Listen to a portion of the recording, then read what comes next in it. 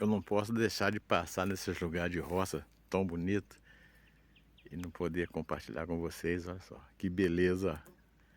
Comente aí, deixa seu like, compartilhe. Tem uma roça de milho aqui muito bonita para silagem e grande, tá? Veja você. É uma maravilha, gente. A natureza é muito perfeita.